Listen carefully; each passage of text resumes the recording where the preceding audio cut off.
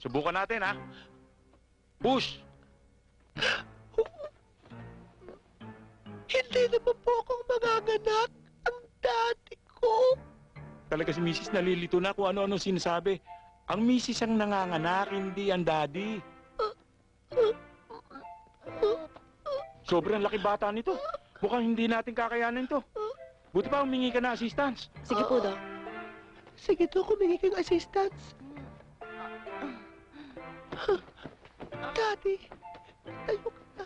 Gulo. Ano ba?